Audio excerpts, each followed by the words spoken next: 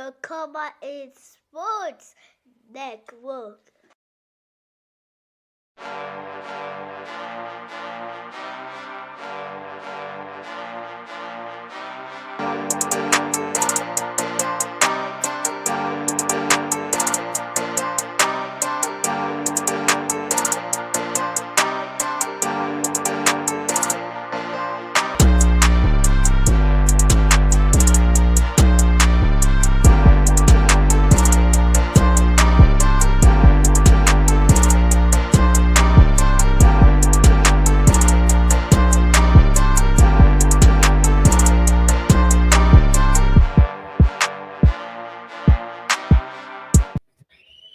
Who that nation? How you doing?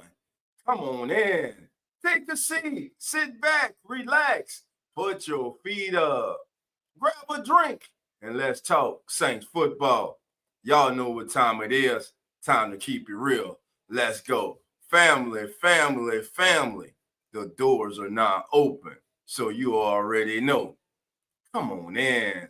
What's going on, family? I hope you are having a wonderful Sunday. It's a beautiful Sunday here.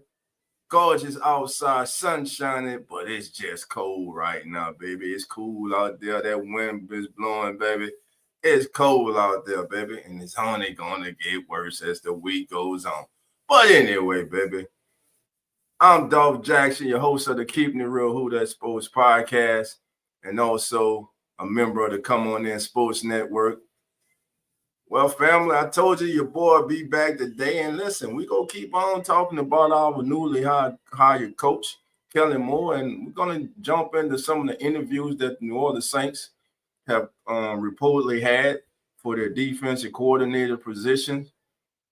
And yesterday, I was talking about the I don't know if most of you have seen it, but for those of you who may not have seen it, we're going to look at it today. Matter of fact, in a little while, of NFL Network's Tom Pelissero speaking to Rich Eisland and basically saying that he has heard from numerous coaches around the National Football League who were looking at tape and film of the 2024 New Orleans Saints, and that they feel really good about a certain young player on the New Orleans Saints, and they believe this player is a future starter in the National Football League. We'll get to those things also today, and plus the chat line will be open, baby. I will be putting the link in so you can hop on with your boy Dolph, man. Let the family know your thoughts, how you're feeling about the candidates. We're going to look at some of the candidates, three of the candidates today. We're going to look at Brandon Staley, Deronte Jones, and Christian Parker. We're going to go to the profiles of Mr. Parker. He's also currently with the Philadelphia Eagles. Mr. Jones is currently with the Minnesota Vikings. And then we're going to look at some stats on Brandon Staley as a defensive coordinator. Really 1 year, and hell, it was a hell of a year that he had as a defensive coordinator. So, but before we get any further, family, time to greet the family, baby. Who's in the chat? He's in the chat, baby. Uncle Jerry. Jerry, how you doing, my brother? Come on in. That hurricane, he ain't a 5 alarm yet. He's not a category 5 or 4 yet, baby, because the Saints ain't playing. He's calm, baby. He's just a tropical wave right now. But Hurricane Mike, how you doing, my brother? Come on in. My sister's here. Misdemeanor crime. Misdemeanor. Sister Barbara. How you doing? Come on in. It ain't Booker T the bookend, baby, but it's my boy, Booker.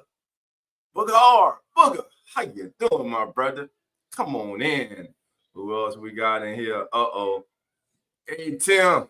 It ain't Tim Dunn, the point guard. Hey, Tim, how you doing, my brother? Come on in. Tim said, yep. First order of business, take out the garbage. Gotcha. All right. Mr. Mina says, this feels like 2006 when we had no idea what we had. Yes, ma'am. Jerry said, let's see. All right, that's all we got right now. Listen, thank each and every single one of you for being here. Appreciate you.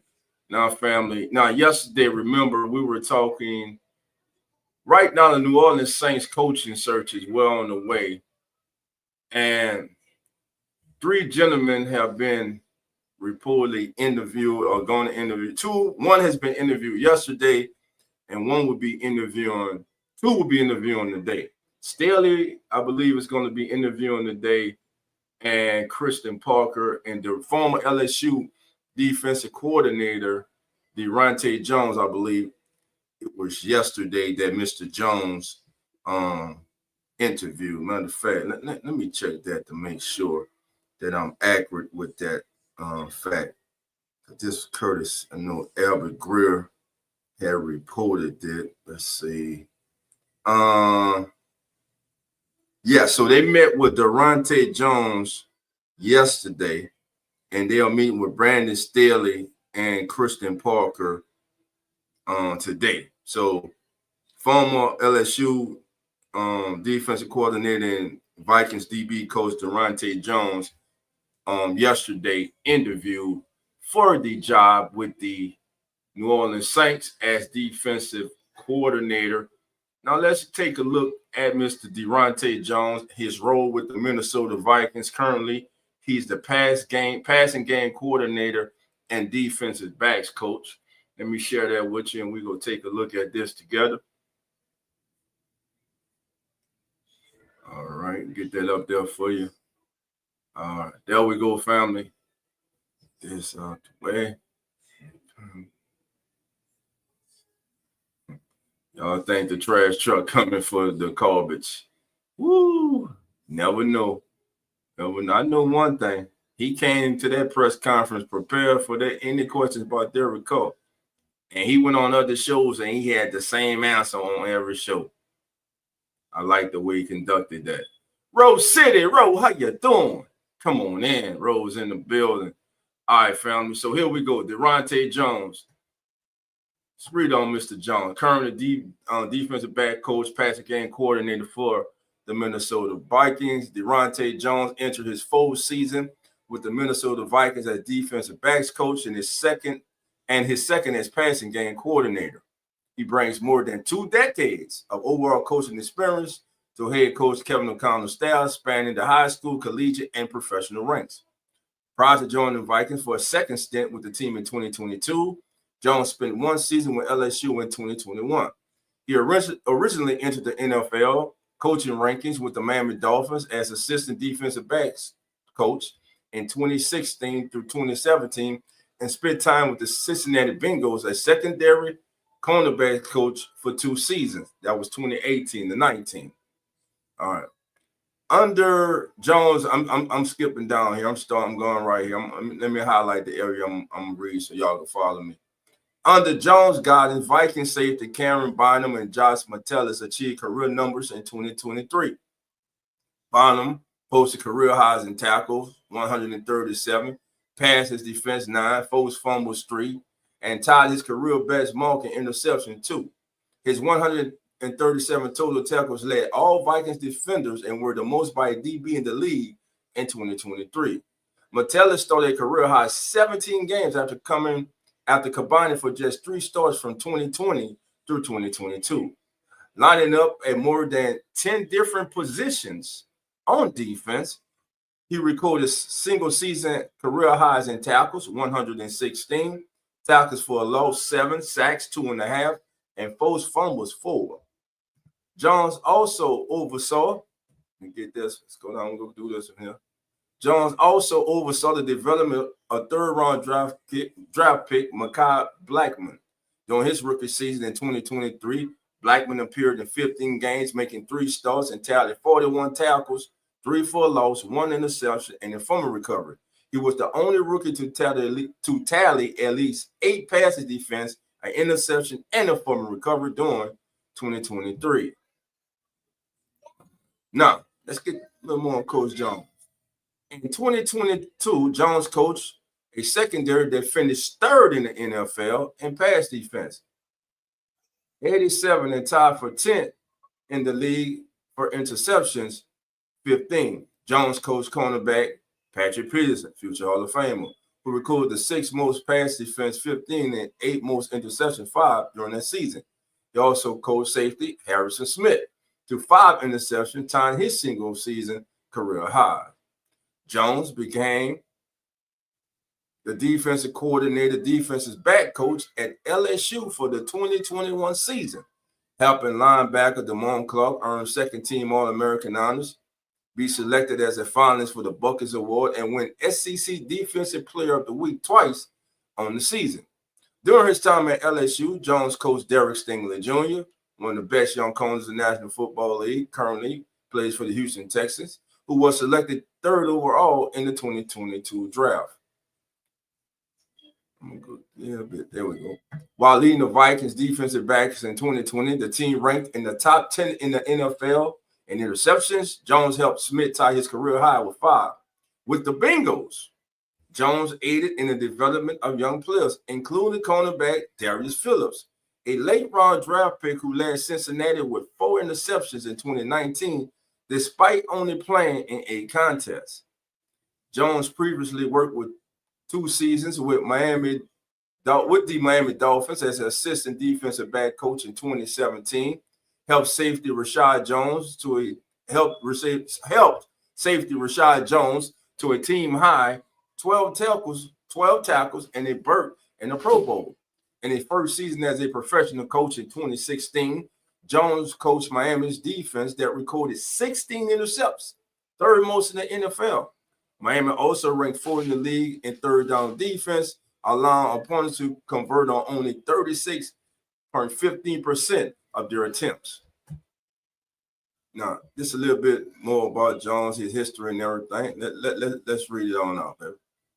We'll finish this on out. Prior to the NFL, Jones served as defensive back coach at Wisconsin in 2015. As the Badgers led the nation with just 7 passing touchdowns allowed, Wisconsin's passing defense ranked 2nd in the Big Ten and 7th nationally, allowing 173.2 passing yards per game. Excuse me, family. Need a drink of water right quick. All right. Excuse me. All right. Jones served as the secondary coach at Hawaii, adding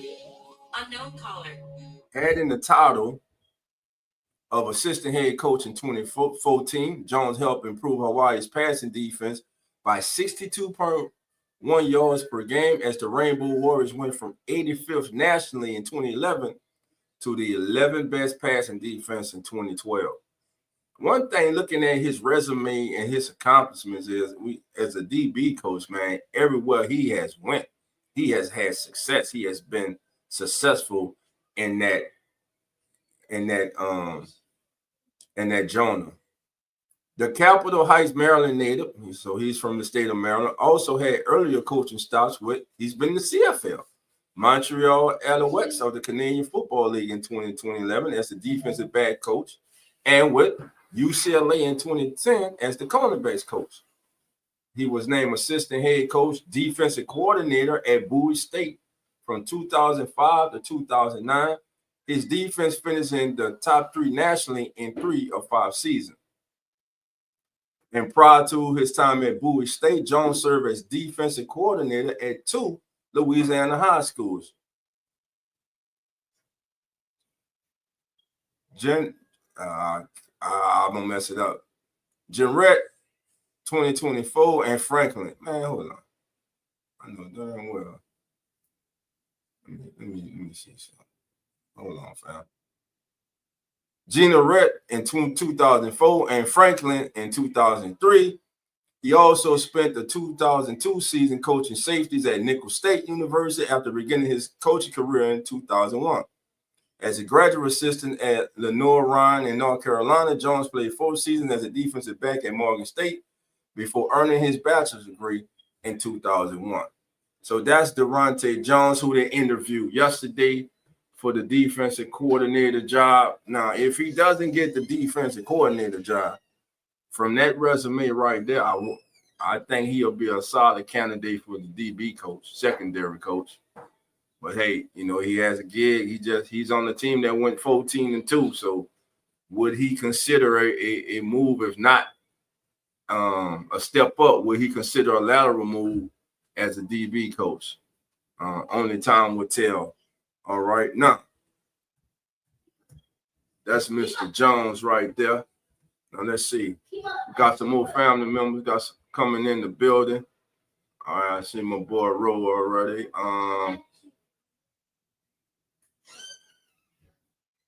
Who we asking? All right. Rose says, I see the Saints going to interview Staley for DC and Nussmeier for OC this week. They're interviewing Staley. Staley and Christian Parker are going to be interviewed today. Durante, who we just read about his bio, he was interviewed yesterday. Now, my feeling on this is this a legitimate interview process with Durante Jones and Christian Parker? If they're going to eventually just go and hire Staley. Staley had that one good year, real good year with the Rams. Man, you had Jalen Ramsey, man. You had coming off the edge for the Rams. Slips my mind right now. And of course, you had Aaron Donald on the inside getting defensive player of the year, wrecking havoc. And then he gets the head coaching job with these LA Chargers. One thing that all three of these gentlemen have in common, and it's been brought out by Ross Jackson, Mike Triplett, Nick Underhill. All three of these gentlemen have experience in the 3-4 defense, 3-4 alignment. So it signals that there are just not changes throughout a whole new coaching staff. The whole philosophy is going to change. We're going to have the Saints seemingly looking to go to a 3-4 defense. And not everyone is I'd say compatible to playing a 3-4 defense. We know for those who don't know, simply a 3-4 defense is you have 3 down linemen and 4 linebackers. You have your weak and strong side linebacker, and you got 2 inside linebackers. On third down, those linebackers also serve as on passing down, rushing the passer as defensive ends. Your linebackers can rush. Think no more who that nation than your own past when you had Ricky Jackson and you had Pat Swilling coming off the edge, rushing the passer, causing havoc. And think about what the New Orleans Saints have right now. You have a young pass rusher in Brian Brisette, who has to refine his game as far as getting better with his run fits and stronger against the run. You have a veteran and Cam Jordan. There's even speculation if Cam's going to return. Man, I think Cam's going to finish his career as a New Orleans Saint. I don't see Cam going anywhere. But the Saints need to go into free agency, into this draft, looking for a couple big guys who excel at stopping the run, and allow their linebackers to flow free, to keep their linebackers clean. Let's see. All right, Ro, new comment. Ro says, what 4 linebackers Saints gonna use? It's a good question. Listen, you got the Mario, you got Pete. All right. Nifasu. He came back off that injury late in the season. That's a possibility. The young man from Vanderbilt. Man, I'm in brain freeze today, family. You have him. You have Jackson. Maybe this is a way to get Jackson on the field. Hell, you go into the draft. You bring in young linebackers. Draft undrafted free agents. You go into free agents and you take a shot at you identify a up and coming player on another team who's a free agent, who you think has upsides and is on the rise and that fits your system, and you try to bring him in at a reasonable price, a pay raise for him, but at the same time, a a bargain for you, and you put him out there. Willie Gay, if the Saints go to a 3-4, that means Willie Gay should, if he resign and you resign Willie Gay will be on the field. Now you get to take full advantage of his athleticism as an outside linebacker.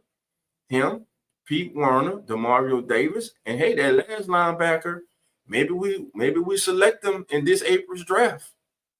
Maybe it comes by way of free agency. Maybe it's one of these current young linebackers on the team that steps up.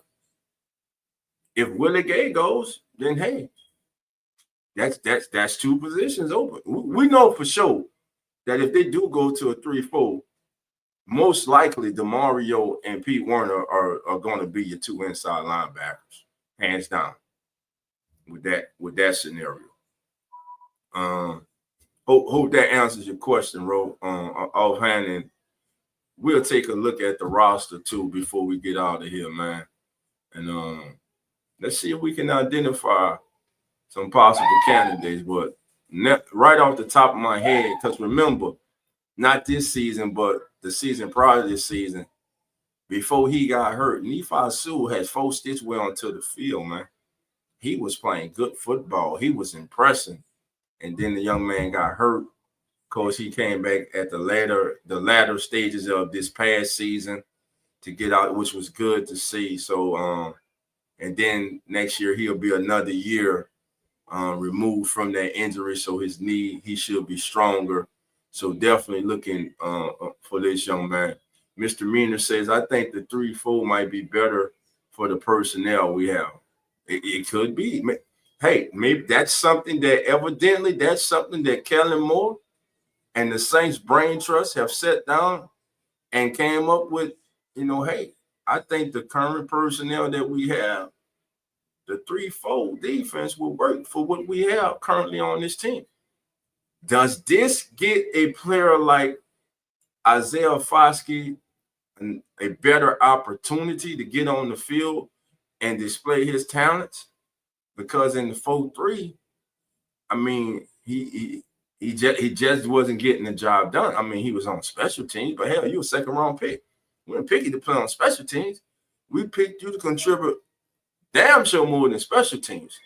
So would a switch to a 3-4 defense allow Foskey to get on the field along with, let's say you re-sign Willie Gay. Maybe a switch to a 3-4 defense with Foskey standing up instead of with 3-perm stands with his hand in the ground. Maybe that helps him. Maybe that 3-4 defense frees him up more. We can see. We certainly hope so. Nobody wants to listen. When your team draft whoever they draft, when they draft these kids, we don't want these kids to be busted. We don't get no pleasure in saying, man, he's a bust or he's this or he's that. It's mostly out of disappointment and frustration, but if it's the truth, it's the truth. And listen, I was one of the, in the draft process when Isaiah Foskey was coming out, I was one of the biggest supporters for Foskey. But I haven't seen that player that I saw at Notre Dame since he's been with the Saints. Now, could that have been because of the former head coach / defensive coordinator? I'm just saying.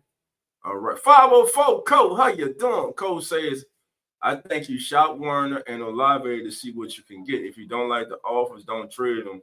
What you think, dog? First of all, I am not shopping Chris Olave. You already don't have enough weapons on this team. You take Olave away. Who are your receiving coach? Shaheed? I love Rashid.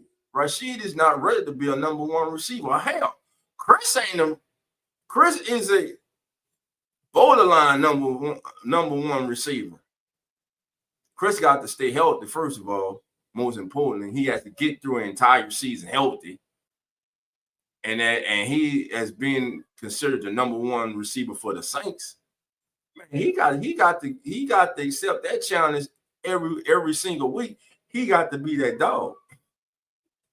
Now, Chris Olave is way faster than Michael Thomas. But one thing Michael Thomas did when he was the alpha on his team as the receiver, he accepted those challenges every week as that he accepted that responsibility. He lauded that responsibility of being the man. Throw me the ball. I don't care who on me. I'm gonna get that ball. That's how Chris Olave has to get. But to answer your question, Cole,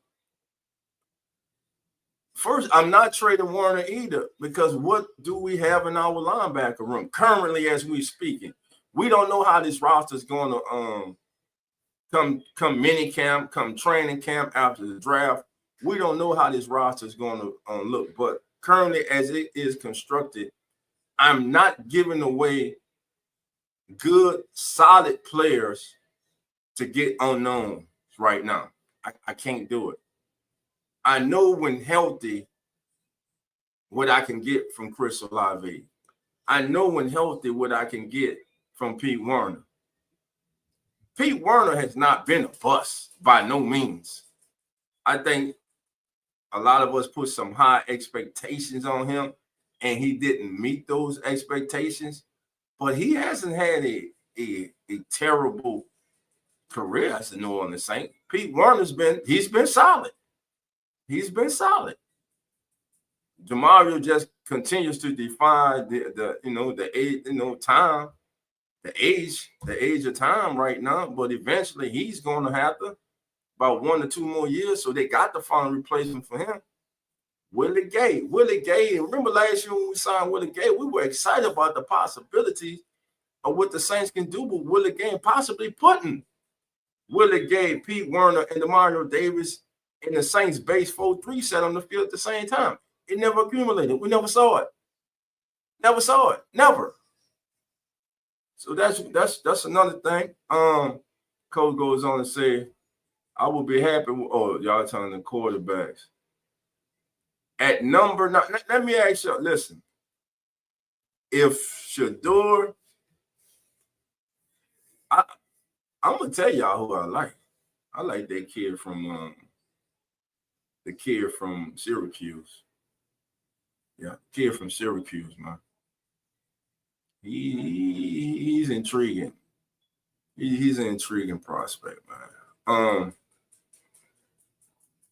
There's no way Travis Hunter gets to number 9, man.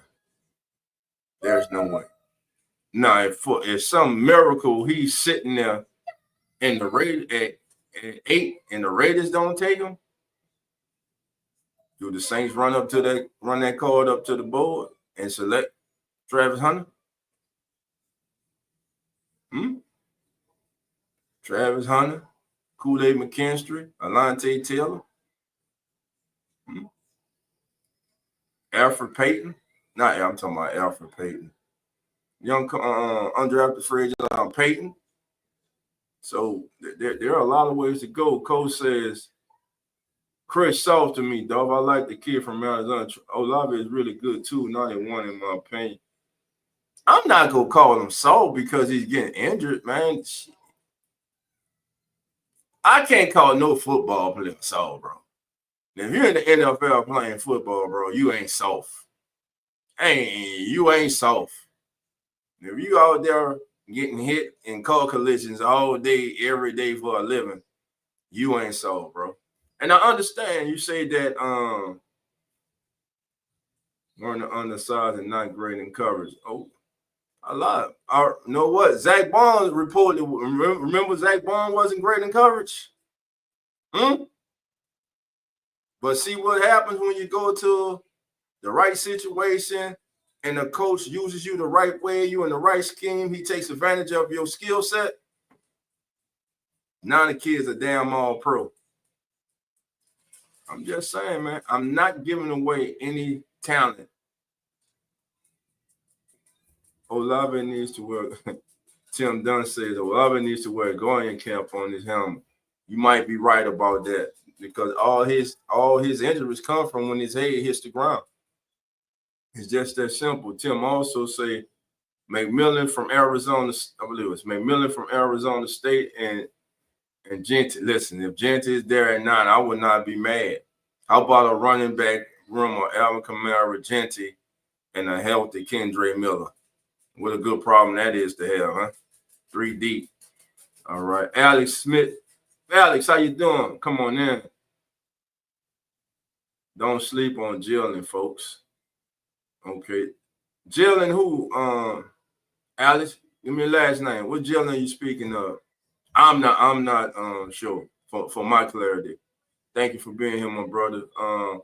Cole says, you're right, though. Not so for a lot of it's not as physical as I would like. Yeah, that's the thing, man. And that's something he's been working on every year is improving his strength, improving that contested catches and everything. Rose says, Genty with a busted O-line. Nah. Let me say, the O-line needs a left guard. I'm going to say this, a lot of y'all might not agree. I ain't too worried about right tackle. I think Penny go get better.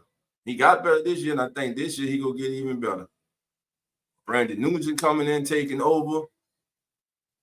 Hopefully, he can continue to have the success he's had in the National Football League as an offensive line coach, and he can continue the growth and development of Penny, Talisi Fuaga, help Cesar Reeves become more consistent, help Eric McCoy continue on his journey as one of the best centers in the National Football League.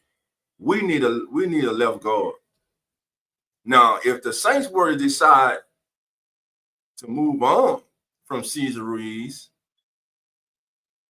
now we can say we won't, but I'm telling you, around the league, teams think fairly highly of Cesar Ruiz around the league. I'm just saying, family. Alex, no. Jalen Miro, if you talking about Jalen Miro in the first round, hell no. No. Whichever team takes Jalen Miro, the kid's gonna need time. He cannot be selected by a team that thrusts him into the starting position or as their starting quarterback. He cannot. He has to be selected by a team and a coach and a staff that has a clear vision for this young man, how to use this young man, what his strengths are, how to shrink his faults, his weaknesses. And we might have the coach here in New Orleans to do that, but definitely I don't see Jalen Miro being in the first round. A late second, maybe early third round selection, yes. The kid has some talent. He throws a beautiful deep ball. His feet sometimes on underneath throws. I think his feet are too busy sometimes. His accuracy underneath on the short and intermediate route sometimes. From what I saw, personally, sometimes he's a little inconsistent, but the kid's athletic. He's very has a very good arm. Again, he throws a beautiful deep ball, man. And the Senior Bowl practice, man, he threw a beautiful deep ball down the right sideline to Betch, TCU wide receiver, Betch, man. Beautiful place ball. He throws some beautiful deep balls. Get with the right team, right quarterback coach, man. Now listen, whichever team gets Miro, and if you are patient with this kid and you work with this kid and you don't rush him out there, you can have something with Jalen Miro. He is talented, very talented young man. All right. Agreed, though. I'm telling you, I was happy with Penny. Remember, we all started the season nervous as hell. Penny. But about that second preseason game, then that third preseason game, then the first couple weeks of the season, I heard everybody complaining about everything else. I even brought it up a couple of times. Have you noticed? We haven't been hearing too much complaining about Trevor Penny because he was playing good. Then remember, you know how it is when he have his first little hiccup, his first little oh man, that Trevor Penny, and I stopped it. I wasn't having it. No, y'all ain't about to do that. You wait for him to have that one bad game. I told you, Penny. Nah, where y'all asses were when this kid was being consistent for 6-7 straight weeks doing his damn job. Why you wasn't praising him then? But your ass is quick to come in here and want to down the kid and shit after he had one bad game. And I ain't gonna say it was a real bad game like in the past. You know what I'm saying? So listen, Trevor Penny made great strides this season. We need Penny to pan out. We need Talisha to pan out. We got Eric McCoy. We need Caesar to be more consistent. Caesar's very strong run blocker, very good out in space and pulling and getting out in space and leading the way. We just need consistency from him in his pass protection. Because sometimes Caesar just whips. I don't know if sometimes it seems as though he drops his head or he just whips at his man. And it happens too often. I'm gonna say that it's you see it far more than you would want to when it comes to Caesar. But when Caesar Ruiz is locked in and he's good, he's a very good right guard. So again, right now my thing is the left guard. We need a swing tackle, but most important, we need a young, good backup center who's able to go in and spell Eric McCoy if needed. That's what we need.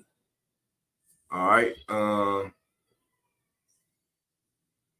Hurricane Mike. Mike says Miro is buns, man. I hear you, Mike. Phil, what's up with you, baby? Phil, I know you was out there at that parade, baby. Talk to me. 5-0 cool. Philly had a 6'7", 363-pound right guard. Moore is going to want a bigger, more physical O-line. Okay, that was Mekhi Becton, right? Remember Mekhi Becton from the Jets goes to the Eagles. Kellen Moore and his offensive line coach, they decide to do what? They moved Mekhi Becton into a right guard. Mekhi Becton ain't never played right guard. Not in a substantial time, to my belief, and he takes off. Man. So, Caesar's not 6'7", 363. Boy, he's over 300 and 15 pounds. Caesar's a big dude. He can move him. All right, who else we got here? Derek L. Derek, how you doing? Come on in. All right, who else we got? Lil Ray, how you doing? Come on in. Who would be the Saints defensive coordinator? That's what we talking about now, Lil Ray. We just went over the profile and bio of Deronte Jones. Now we're going to look at the profile of current Philadelphia Eagles passing game coordinator and defensive backs coach, Christian Parker, who Kellen Moore just worked with this year at Philly. Currently, let me get this up there for you guys. All right, currently Christian Parker, family. Here we go. That's Christian Parker. Currently, Christian Parker is the passing game coordinator and defensive backs coach of the Philadelphia Eagles, same as Deronte Jones of the Minnesota Vikings. So let's read about Mr. Parker. Christian Parker enters his first year as the passing game coordinator. So this was his first year as the passing game coordinator, defensive backs coach of the Philadelphia Eagles. Prior to his arrival, Parker coached the defensive backs from the Broncos, from 21 to 23. So this was his first year in Philly also. In 2023, Parker oversaw a group that featured second-team Associated Press All-Pro safety Justin Simmons, as well as Pro Bowl cornerback Pat Surtain, who, by the way, just won Defensive Player of the Year. Patrick Surtain, Defensive Player of the Year. Under Parker's direction, Simmons led the Broncos defense with 3 interceptions to go along with 70 tackles, 8 passes defense, while Surtain finished with 12 passes defense and 1 interception.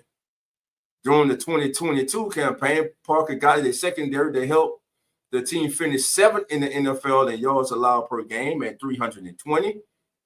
Denver's defensive backs accounted for 11 of the Broncos' 15 interceptions, including the NFL leading 6 interceptions by current Atlanta Falcons safety Justin Simmons, who joined Surtain as the only defensive backs from the same team to earn All-Pro honors that year.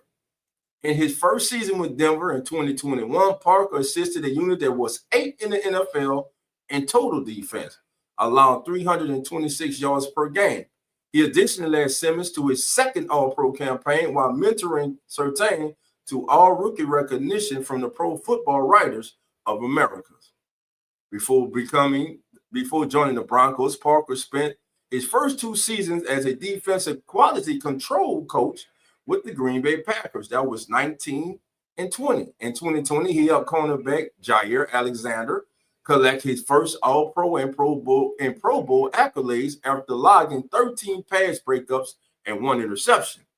Prior to entering the NFL, Parker served as defensive analyst at Texas A&M in 2018, Notre Dame in 2017. With the Aggies, he supported a group that produced the 9th best third down conversion rate, 30.3% in FBS. He was part of a Fighting Irish staff that went 10-3 in 2017 as well. From 2015 through 16, Parker worked as defensive backs coach, recruiting coordinator at Norfolk State, where he coached cornerback Sandy Chapman to a second-team All-Mid honors after producing 5 interceptions. Parker started his coaching career at Virginia State, where he was hired to work with the school's cornerbacks in 2013 before taking on the title and responsibility of secondary coach, recruiting coordinator in 2014. A native of Richmond, Virginia, Parker played collegiately at Richmond and was a 2-time Colonial Athletic Association champion. He graduated from Richmond with a bachelor's degree in political science. So that is Mr. Christian Parker, who, along with our next candidate, Brandon Staley, who a lot of us are familiar with, will be interviewing today for the New Orleans Saints defensive coordinator position. And make no mistake about it, this hiring of the defensive coordinator for Kellen Moore is the biggest hiring he's going to have to his staff as long as he's the coach of the New Orleans Saints. And what I mean by that is this is his first hire. He's coming into a not so pleasant situation. He's coming into a situation that was not looked upon finally around the National Football League. We know Kellen Moore is going to call plays. He needs the right defensive coordinator to get the best out of the young talent, the young players that the team has now. So he's going to need a staff, a defensive staff, and on the offensive side of the ball too, also, that not only are good coaches, but are also good developers of talent. They're going to have to bring out the best in this in all the young players that the Saints do have on their roster. I'm talking about the Alontae Taylors, the Kool-Aid McKinstry's, the Brian Bressees, Chris Olave's. I'm just saying, in general, I'm talking about everybody, man. Kendre Miller, his thing, of course, is just trying to stay healthy. But this hiring as for the defensive coordinator must be a solid job, Must be the right guy. Must be the right guy, family. It has to be the right guy.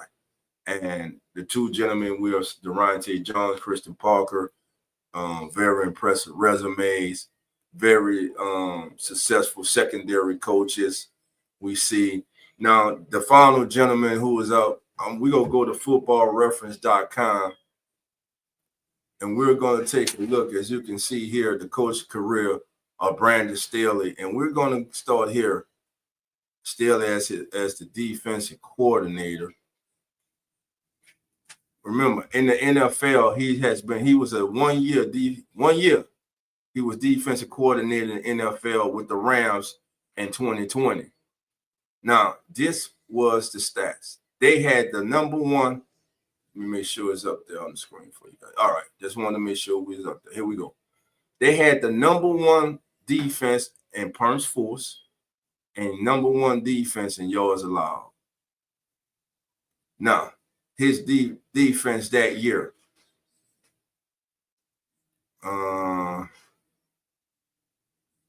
let's see. They average, how much they average giving up?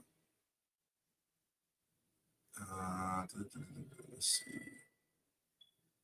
All right, here we go. Third league ranked third downs. They were ranked third on third downs. Forward down percentage, they were ranked fifth. Red zone, they were 12th. Trying to wait. Let's click on it. Let's see if we can put that on. We're gonna play it on. All right, let's see.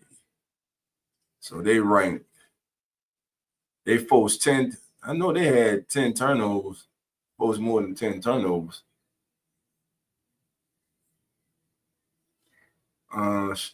20. The Rams forced 25 turnovers that year. All right, let's see. Stats. The defense.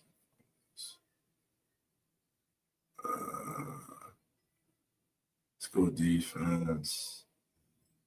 Touchdown log. Opponent touchdown log. Rounds 2020 statistics. Roster players. Team. Yeah, let's go defensive splits. 2020. Let's see what we get in the defensive splits. All right.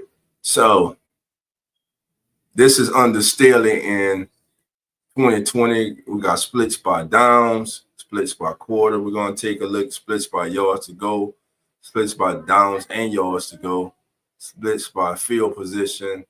Okay, so here we go. Let's take a look at some of the things that the Rams did in 2020. All right, first of all, number of plays.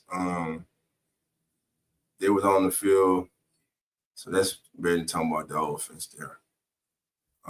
Let's see. This is defense. Okay, yeah. Okay. So in the first half, teams average having like 8.5 yards to go against the Rams in 2020. Yards, they gave up like just under 5 yards per play. In the first half, they gave up 714 yards. This is about a quarter. I'm sorry, this is the quarter. Then the half. Then 627 in the second. Hold on. All opponent plays in the second half. All opponent plays in the first half. So in the first half, Staley's defense. This is rushing, passing defense. In the first half, they accumulated 457 plays that season. This is the 2020 season. Average yards to go for opponents was 8.07 yards. They gave up just under 5 yards. Average yards gained. Teams attempted. I know that can't be right. No, something wrong here, family. Something's wrong. Let's see. I had another one that was less confusing to me, so less confusing for you. What did I go with that one? Let's see if I can find that one. Uh, hold on. Let's see, where is that? 2020 right game. Matter of fact, let's do it like this. Brandon Staley currently. Well, we know with Brandon Staley, this I can't find this shit, fam. I can't find it. But we know with Brandon Staley, his success he had that 1 year with the Rams, had the top unit in the National Football League again. Oh, he had Leonard Floyd, he had, of course, Aaron Donald, he had Jalen Ramsey, and they just had a hell of a defense, man. And 1 year for Steele as a defensive coordinator. Of course, he gets the head coaching job with the Chargers, have some winning seasons, make the playoffs, and of course that loss that they had in the wild card round to the Jaguars, where they just blew a big lead, and then after that it was downhill. Many feel that that he just wasn't getting the best out of that team, and thus this past season, they hired Jim Harbaugh, and they were able to make it back to the playoffs. But Staley, of course, hired Kellen Moore as his offensive coordinator when he was the head coach of the LA Chargers. So a lot of people feel Staley is the front runner. What I'm saying about that is Staley had one season, and people are gonna say, "Well, he had the number one defense." What competent defensive coordinator with the talent that the Rams had that year could not have also had the number one defense or a top five defense with the talent that they had? That's all I'm saying. He was a defensive coordinator for 1 year in the NFL. Not taking nothing away from him. Listen, you got that talent, you coached that talent up to the best of their ability, and that's what he did. That's what he got out of it. Now, as a head coach, listen, we just dealt with it. Every good coordinator is not meant to be a head coach. Just because you are a good to excellent offensive or defensive coordinator does not mean that you are head coaching material. We're hoping the man next to me right here, that picture right there, Kellen Moore, is up to the challenge, is capable of being a head coach and a leader of men. He already leads half of the team. Think about it. 30 players on offense. You just inherit the other half now. So Staley, Kristen Parker, Deontay Jones, those are right now the three top candidates to be defensive coordinator for the New Orleans Saints. All three of these gentlemen have backgrounds in the 3-4 defense, odd looks of the 3-4. So it seems again that the Saints will be moving into a 3-4 defense. Let's see. Ray says, who would be this? Oh, okay, we just read that one. I know somebody else. Alex says, I agree. There is no answer for a mobile quarterback, though. They confuse defense. I think Derek can have a productive year, too. We shall see. But the one thing that I know you guys have watched it, too, more than once, the press conference with Kellen Moore, is he stamped Alvin Kamara. Alvin got him. Stamp. USDA. Prime. Good to go. He left that. He went straight down the middle with Derek Carr. Praised him. Starting quarterback in this league. Has been a prime-time player in this league. Good quarter. I look forward to working with him. He didn't say that it was for a certain. He didn't say that Derek Carr is going to go into mini camp and all-season workouts as the starting quarterback of the New Orleans Saints. Derek Carr is coming in as his starter. He didn't say that. And he kept that steadfast, that same line on every single interview he had after officially being introduced as the New Orleans Saints head coach when asked about Derek Carr. I, for one, like many of you, I could be wrong, but I look at Derek Carr not being anywhere in New Orleans during the Super Bowl, not hearing from Derek Carr, not hearing from Derek Carr now that Kellen Moore has been named the head coach of the New Orleans Saints, makes your spidey senses go up. I'm just saying. And you listen to what Kellen Moore says. You heard the rumors that Kellen Moore said that he wasn't pleased with the Saints quarterback room. Now, that could also have meant, and I'm going to say this, that could have also meant Jake Hayner and Spencer Rattler, because he said run. Now, many of you in Who That Nation say, man, when he said run, he meant Derek Carr. That's what many of you say, man. You know he meant Derek Carr. He could have. But speaking of that young quarterback run, speaking of Spencer Rattler, I said this yesterday. Do not let the fact that this young man in his starts this past season did not win a game. Remember, there were games when he came in late, when he came in the second half, rallied the team. There were some games where he had excellent first halves. And then the second half, we don't know what the hell was happening with the Saints. It's like they just couldn't adjust to nothing in the second half. But recently, Tom Paracello, this is the video I wanted to play yesterday when he was on the Rich Eisen show, speaking about how many around the NFL who were looking at the Saints head coaching vacancy were watching film on the Saints roster and what they thought about one particular young player on the New Orleans Saints. And here's what Tom Pelissero had to say to Rich Eisen. For those of you who haven't seen it, here we go. And for those who you have, we're about to watch it again. Here we go. Introduced as the new HC of the New Orleans Saints and was asked the multi-million-dollar question about whether Derek Carr is going to be the Week 1 starter. Here's his answer. Yeah, Derek's a tremendous quarterback in this league. I've had so much respect for him, the journey that he's been on. He's a starter in this league. He's a premier player in this league.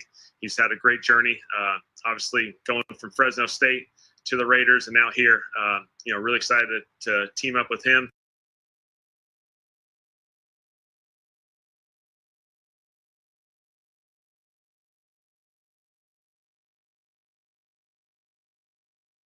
I'm sorry, I'm muted. I muted myself, fam. I just had to stop it right there, fam. Did you see how your head coach answered that question? He answered the same way on every show he went on. I'm gonna rewind it. We go get this. Listen. Here we go. He's a starter in this league. He's a premier player in this league. He's a starter in this league. He's a premier player in this league. Not bashing the player. Had a great journey, obviously going from Fresno State to the Raiders and now here. Really excited to team up with him and go through this process. And so just like any player on this roster, I just got here a few days ago and I'm excited to go through this journey with all of them. I just got here a few days ago, and just like any player on this roster, I'm excited to go through it with all of them. Is that a endorsement of Derek Carr as being his starting quarterback, or even being on this team next year? I think not. Let's finish listening. On Derek, do you view that as you guys have a decision to make at quarterback, or you view it as Derek Carr as a quarterback?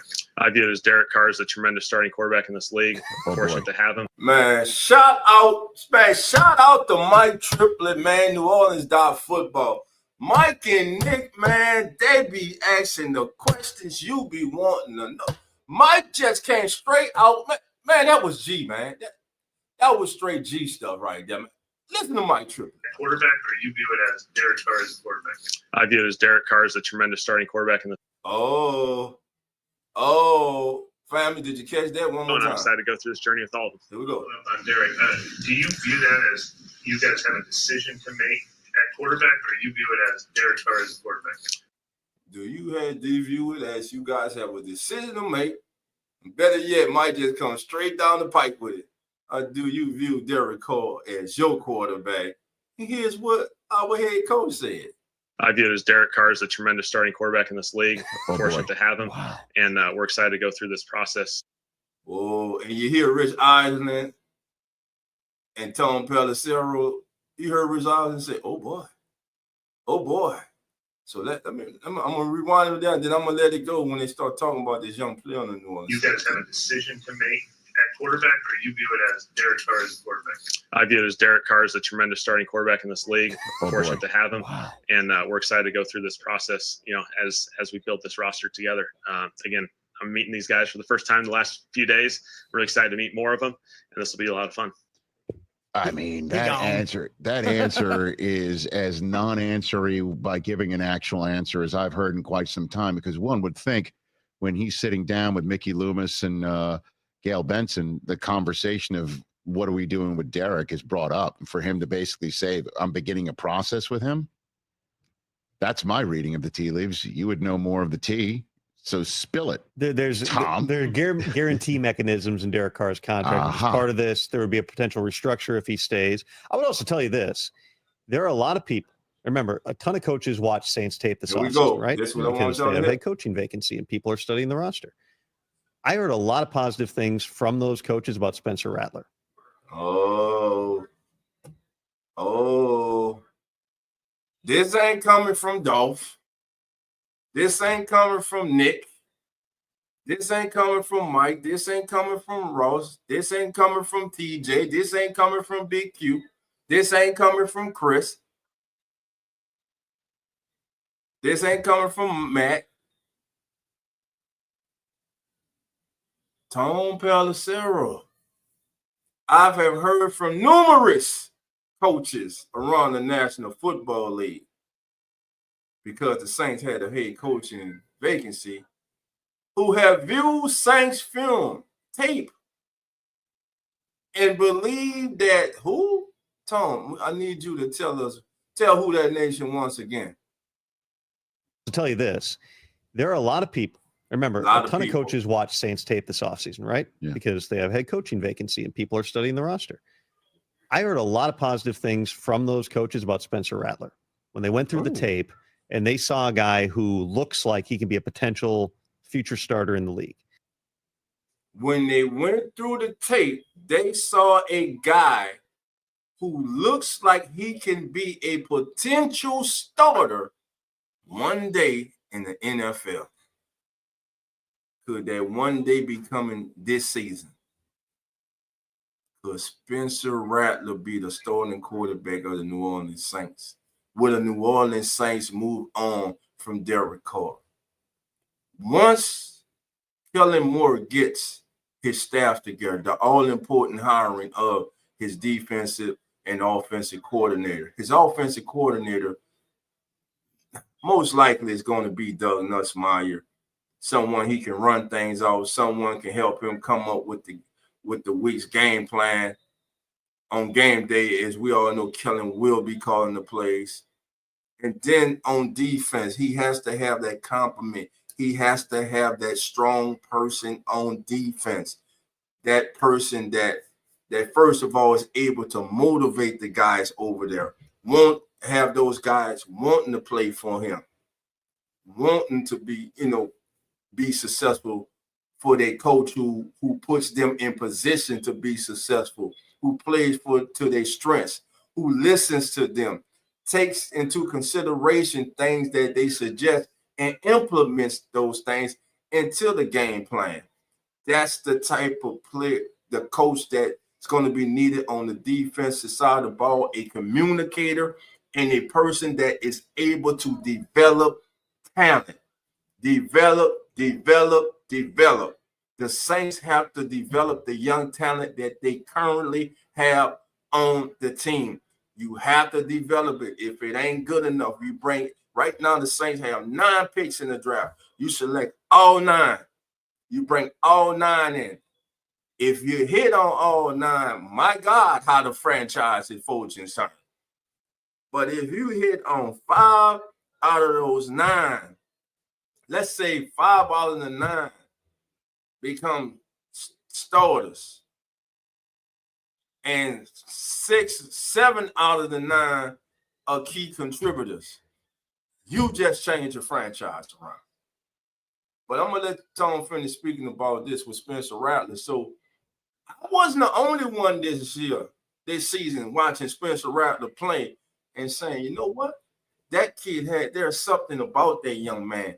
There's something, I'm telling you, when I watched Spencer Rattler, like I said, in those live streams, fam, the moment wasn't too big for him. He carried himself like a starting quarterback.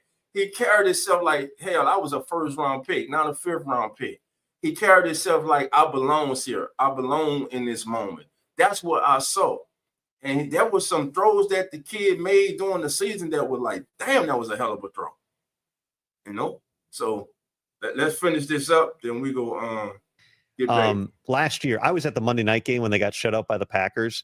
And I mean, Spencer Rattler was throwing to literally one of the coaches walked up to me pregame, and I'm like, how's Spence doing? He goes, he's doing good. He's got to meet these guys he's throwing to tonight. But like literally, they were down to the nubs of practice squad guys. MVS was out that night. I mean, their entire team was hurt. They had no offensive line, no wide receivers. But the tape for Rattler was pretty good. When you're maxed out on the cap and you've got an older, expensive roster like the Saints do, you would think that points toward keep the veteran quarterback, weak-ish division, just go try to win. But if saying we're going to roll with Rattler and move on from Derek Carr saves you some money and gives you more flexibility to build out the rest of the roster, I think you have to consider it. So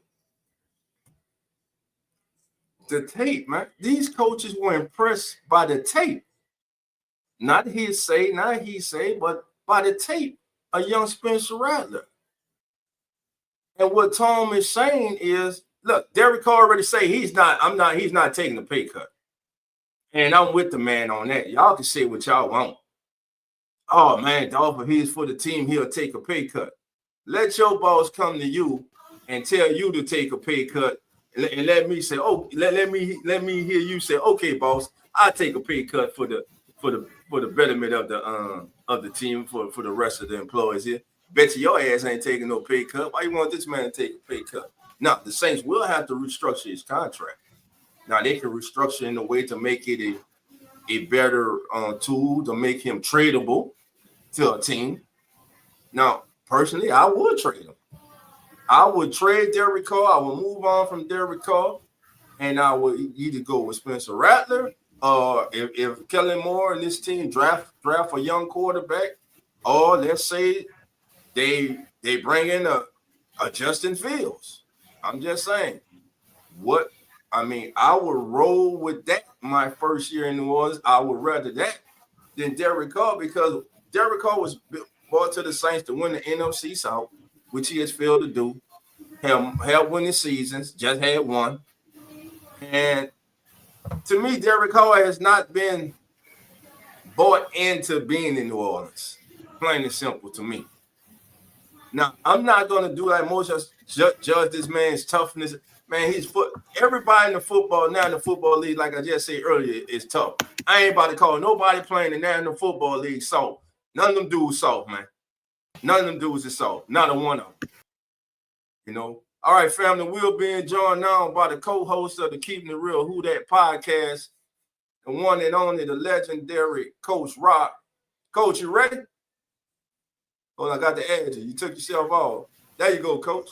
Yeah, I'm just listening at you, man. I just stopped in for a minute. I was listening at you. Yeah. But I do have one question with the Derek Carr.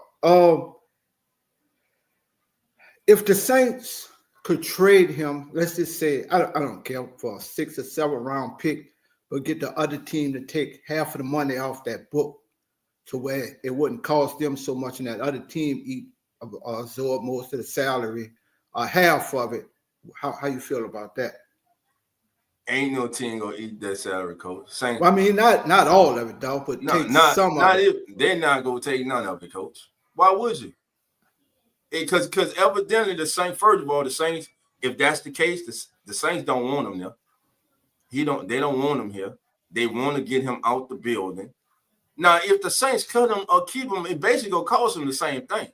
That's why they're gonna have to restructure his contract to make moving him more pleasantly to a team that may be interested. Now, make no mistake, if the Saints put him on the trade block, now he does have the no trade clause. He would have to approve of where he wants to be traded, where the Saints are trying to trade him. They would have to work together in that scenario. Derek Carr may not even want to be part of this process because his guy is gone. The guy that hitched his wagon to him is out of here.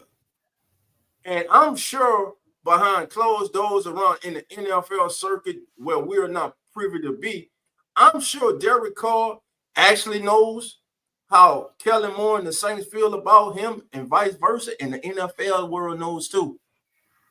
So as far as there's no team that's going to take half of it, coach, not even 2-3% of it. They're just going to have to restructure his contract in a way that it makes it a more friendly contract to be traded away, in my opinion.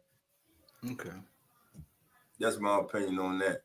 And let's finish listening to this Tom Pelissero coach, and then I want to get your thoughts about Spencer Rattler and what coaches, not him, not you, not me, but what coaches around the league are saying about the young. And Derek Carr's got to consider where he wants to be next year too, because one way or another, there would have to, in all likelihood, be a restructure involved in him coming back. I mean, credit to Kellen Moore. He's already got the part of listening to what the, Greg Bensels and Doug Millers of the world are telling you. Make sure you're right down the middle on this thing. He nailed that part of it. But the reality is there's some things that they're going to have to talk to and figure out what direction they're going. So Derek Carr could go back to Vegas and Sam Darnold back to the Jets. Boom. There you go. 2025.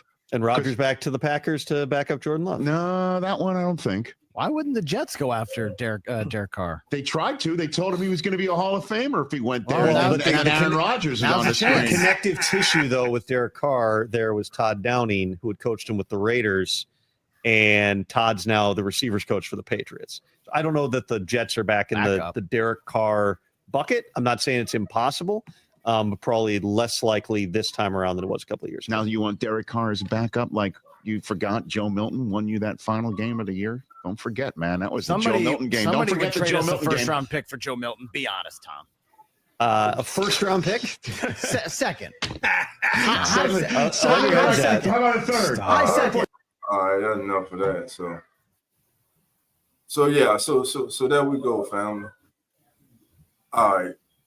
So what's your thoughts about what he had to say about what coaches who looked at the film of the Saints thought of Spencer Rattler, coach, and your thoughts from watching Spencer his few starts this season? I don't know, man. The contrast, what I noticed about the last offensive coordinator, Kubiak most likely tried to instill his system just with the players that he had. Moore comes in and he kind of looks at the system to use it to the strength of what he has. When Kubiak was just running plays, not looking at, as far as what he had to run those plays with. You know what I'm saying? He just had a system. He was just running. He didn't care compared to Moore's going to come in and let's look at the roster. Let's look at who we have, and let's see what our strengths be, what we have. Mm-hmm. So I think that's one contrast. The other thing is Rattler never had a consistent offense to begin with, bro.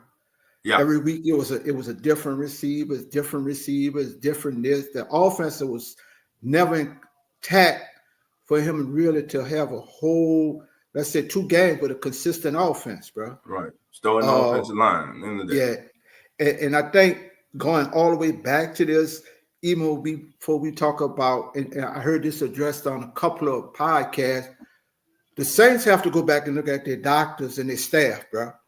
Because this team, all teams get hurt, dog. Don't get me wrong. The Saints have more players get hurt with the same injuries. And you remember,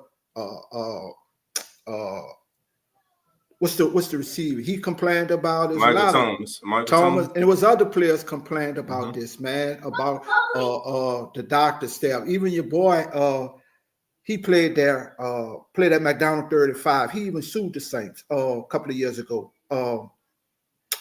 Devin Broke. He even sued the doctor staff for misdiagnosing some of his injuries, bro. So I think, first of all, we have to go back and look at this medical staff of the Saints, bro. Nobody really talks about that. And it's carrying over to the Pelicans, because the Pelicans with the same consistent injuries, like either this kid is in bad shape or something ain't right. You look at Zion. How long he's been having these calf injuries, bro? Since he's been here. And there's other players, and you even heard the kid made a statement, what is his name? He got traded to Atlanta. Tyson Daniels. Yeah. He said, man, the staff, the medical staff, but he said it was just a lot of whole bad luck with the medical staff in New Orleans. So we have to go back. First of all, I think we have to look at this medical staff and see what's going on, because when you look at this team week in and week out, you never have a consistent offense, bro. I haven't saw a consistent offense play 2 or 3 games together yet.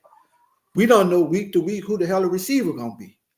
You know, we bring them in practice squad, we sign them, then next week we got a whole another set of receivers, and that plays a lot, especially for a rookie, bro. When there's no consistency in the offense. So I mean, the kid showed a lot, but then there's still a lot to be looked at within his organization to see what's going on, too, as far as injuries and stuff like that, man. Yeah, gotcha. Most definitely, medical situation needs to be and right now it's been going on for years. We can go all the way back to where the Pelicans, when it was when they got him from the clip, the Eric Gordon days, man. So the medical situation with the Saints organization, the Pelicans organization, has been an ongoing process. They have switched doctors before. They brought in a tissue specialist, and I mean, soft tissue is one thing, but some things just can't be helped. It's football, man. You go have broken bones, you go have all kind of things like that, but like you said, these same soft tissue injuries that seem to just keep reoccurring. Yeah. But it really wasn't a lot of soft tissue injuries, but just in general, the injury bug has plagued the Saints for the last couple of years. All right, we're going to go to the chat right quick.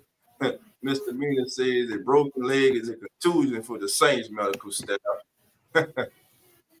Saints medical staff is ass. I've been saying that. Okay. All right, who else we got in the building? Let's see. We have Mr. Mina says, what? The Jets go get rid of one dud and Rodgers just to go get another and call? Lori, how you doing? Come on in. Thank you for being here, my sister. Princess Lewis, how you doing? Come on in. Not so scary. Okay, Tim.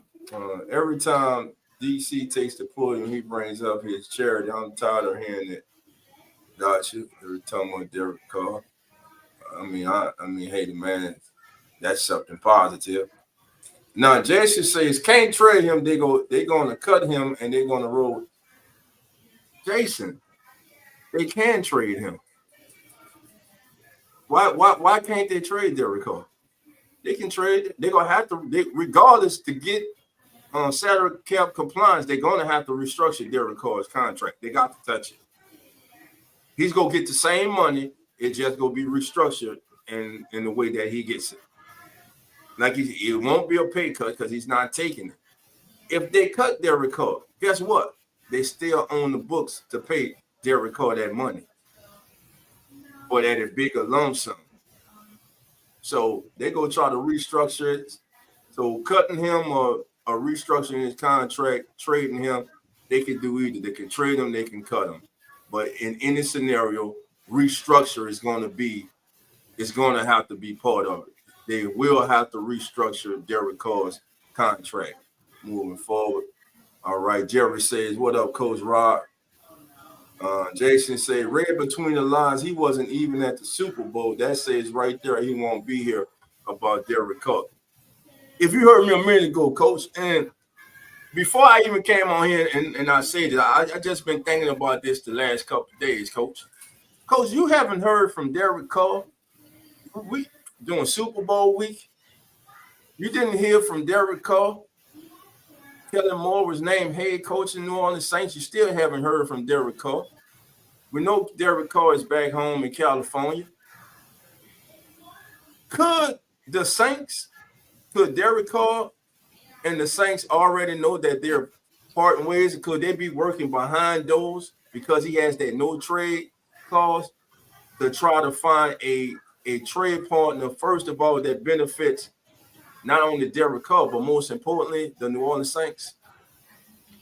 Yeah, I think they both know it's going to happen, but I think they're trying to just find a way, like you say, behind doors to where it's not, like with your lady, you don't have an ugly breakup. We wish each other the best and go our separate ways. Right. Instead of us just cussing each other out and hating each other. Right. So I think that's what they're trying to do. I think he's already checked out of New Orleans. He knows his time is up. His regime is gone. Dennis Allen is gone. Yeah. All the people.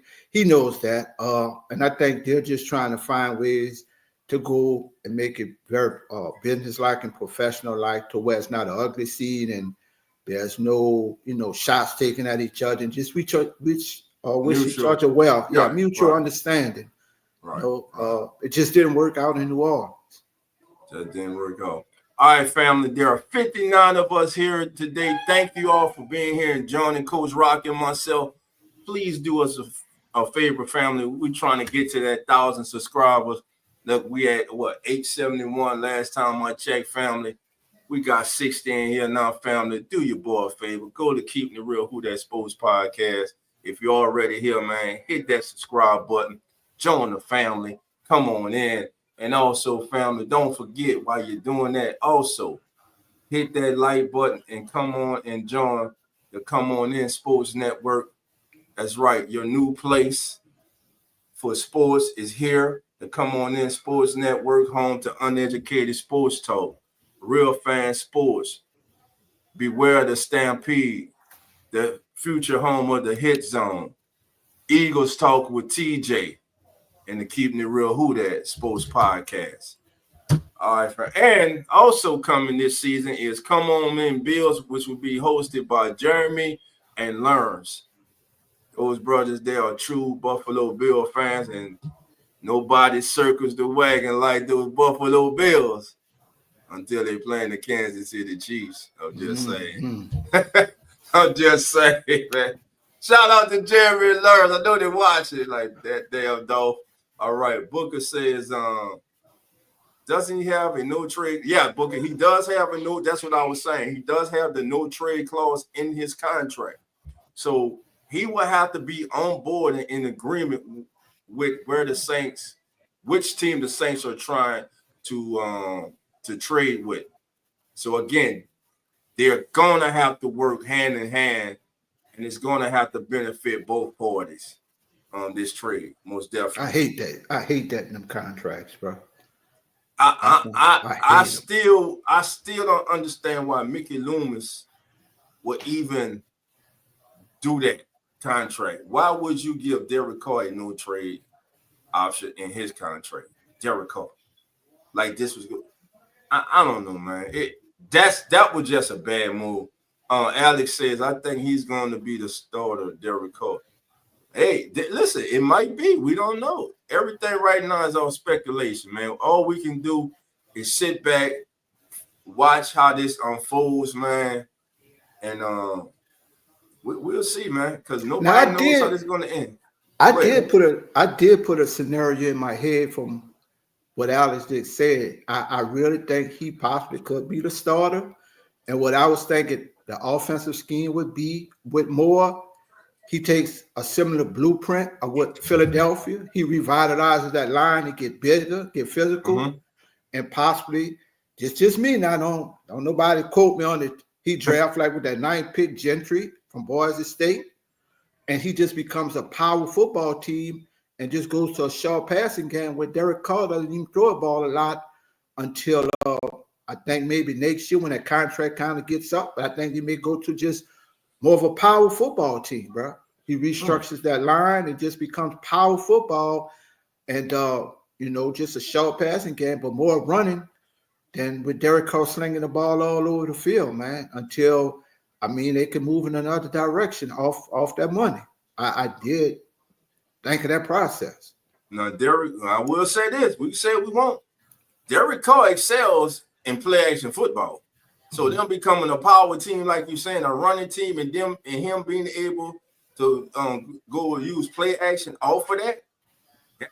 Matter of fact, that's what Derek Carr really is at his best when he has that running game. And just think if, hypothetically, you have a healthy season of Elvin, and let's say they draft Gentry, but Kendra Miller stays healthy. We've seen what he can do when healthy. That's the thing. That's the only thing. It keeps coming up. That's the same thing we were just talking about. Yep. That's what I was talking about. That's what you was talking about, man. Same injury. But the kid could have came back, but the former coach had something against the damn kid. And so, man, it's crazy, man.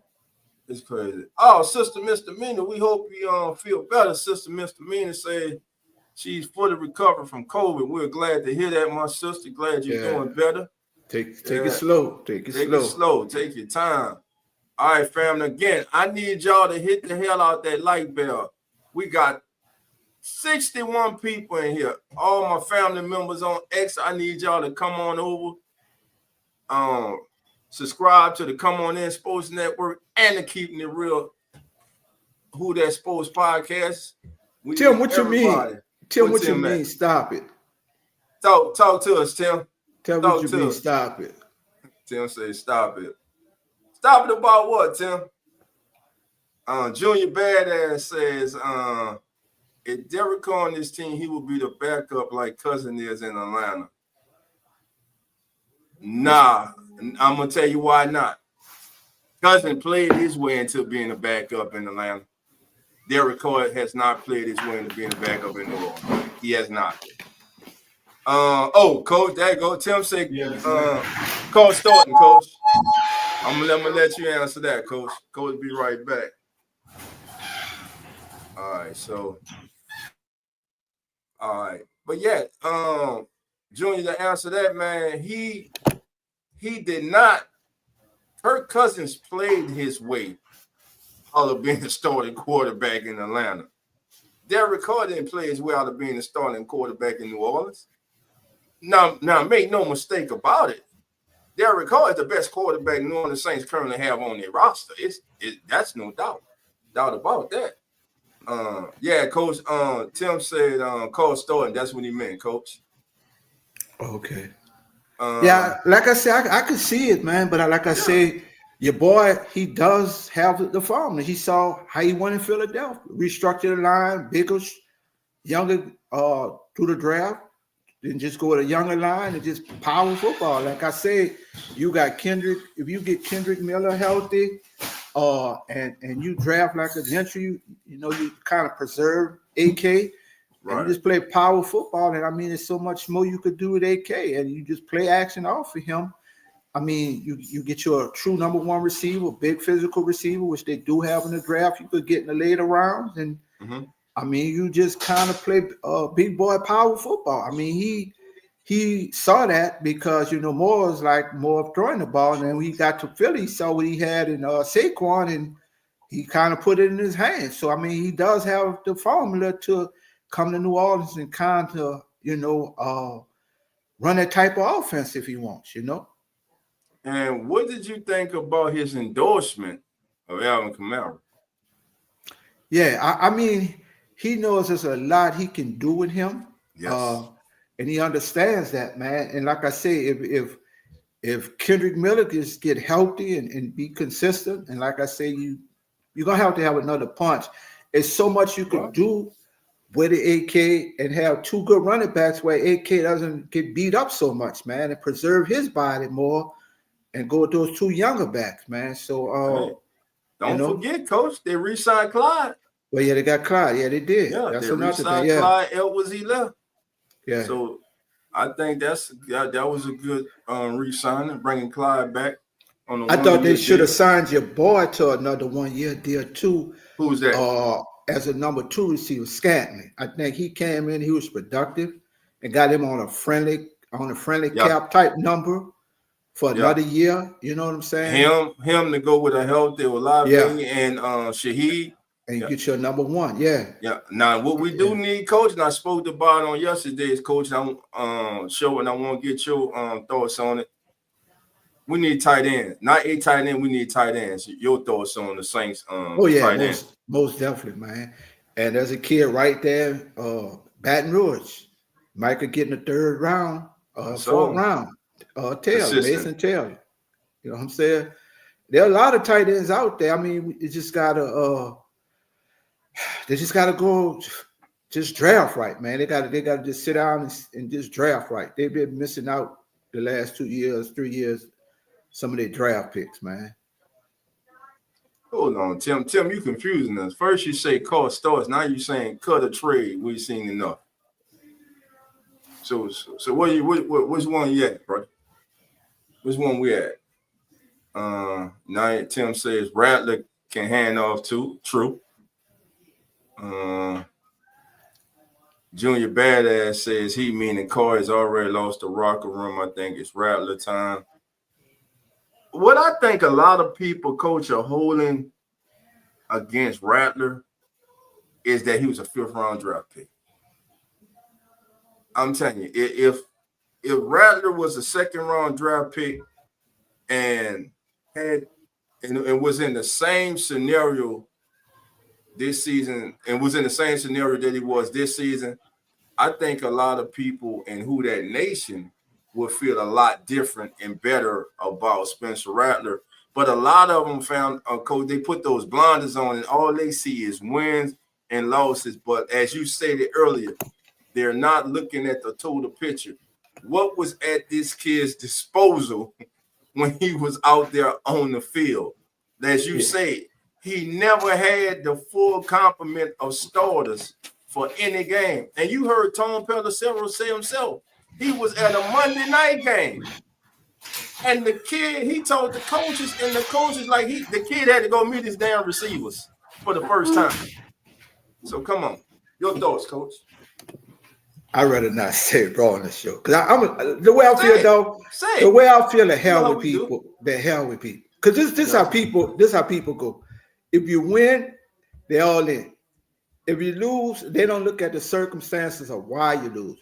Then if you win too much, they start hating on you.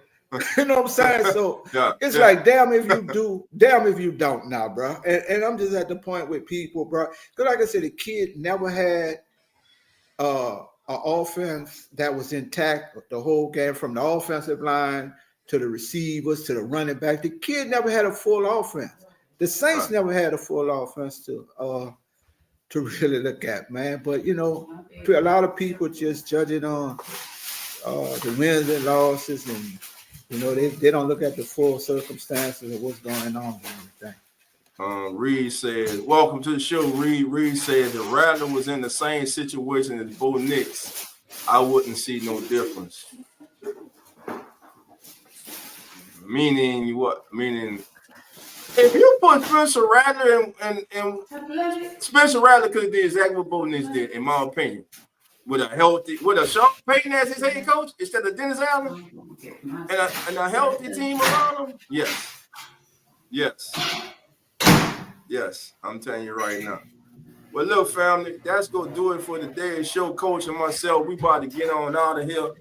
Let me see. Junior says, look at the quarterback for the Bears. He looked bad too. What the difference between him and Rattler? Shit, he had his starting lineup around him most of the season. Right. Williams, so that's what I'm saying, man. Rattler, just go back and watch. No, I'm gonna do a show, and we gonna just look at all the Spencer Rattler's passes this season, and we gonna see, fam. I'm telling you, from what I saw, I think, like I said, the way the kid carried himself, he carried himself as a starting quarterback. The moment wasn't too big for the kid. He's a leader. You can tell guys galvanized to him. He's exciting when he's on the field. So, of course he made rookie mistakes. That's expected. But again, he never had the full complement of the starting offensive line. The entire offense. He never had that. So we will see what the future holds. But with that being said, look, Coach and myself about to get out of here. We thank everybody. We ask you to please subscribe. Hit that like button, subscribe, Keeping It Real Who That Sports podcast, and also subscribe to the Come On In Sports Network. Coach, you got any important words before we get out of here? Nah, man, just stay tuned, see what's coming. Let's just get ready, buckle down, and see what's ahead. Well, there you have it, family. And like always, before we get out of here, love and who that, and we out. The Come On In Sports Network.